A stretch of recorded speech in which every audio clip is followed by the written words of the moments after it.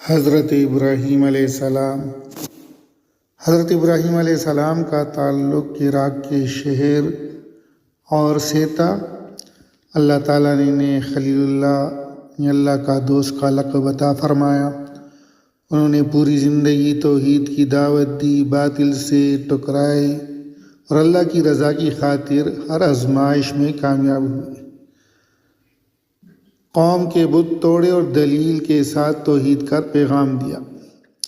نمرود جیسے بادشاہ کے سامنے حق کی گواہی دی، آگ میں ڈالا گیا لیکن اللہ نے آگ کو ٹھنڈا کر دیا۔ اپنی بیوی حضرت ہاجرہ علیہ السلام اور بیٹے اسماعیل علیہ السلام کو اللہ کے حکم سے مکہ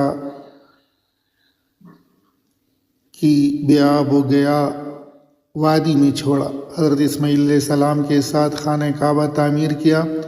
قربانی کے خواب کی تعمیر میں بیٹے اسماعیل علیہ السلام کو قربان کرنے کے لیے تیار ہو گئے۔ حضرت ابراہیم علیہ السلام کے دو بیٹے نبی تھے، جن سے دو بڑی نبوی نسلیں چلی۔ حضرت اسماعیل علیہ السلام، ان کی والدہ حضرت ہاجر علیہ السلام تھی۔ حضرت اسماعیل علیہ السلام کو اللہ نے ایک بردبار بیٹے کے طور پر ذکر فرمایا ہے۔ مکہ میں بسے اور انہی کی نسل سے قریش کا قبیلہ وجود میں آیا۔ انہی کی اولاد میں سے آخری نبی حضرت محمد صلی اللہ علیہ وسلم پیدا ہوئے۔ حج کے بہت سے مناسک، سعی، صفا و مروہ، قربانی وغیرہ حضرت ہاجر علیہ السلام اور حضرت اسماعیل علیہ السلام کی داستانوں سے جڑے ہوئے ہیں۔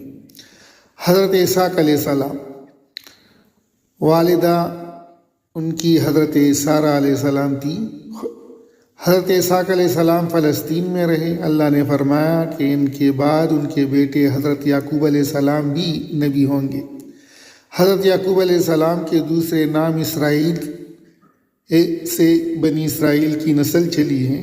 بنی اسرائیل سے کئی انبیاء آئے، جیسے حضرت یوسف علیہ السلام، حضرت موسیٰ علیہ السلام، حضرت ہارون علیہ السلام، حضرت داؤد علیہ السلام، حضرت سلیمان علیہ السلام، حضرت زکریہ علیہ السلام اور حضرت یحییٰ علیہ السلام، اور آخر حضرت عیسیٰ علیہ السلام۔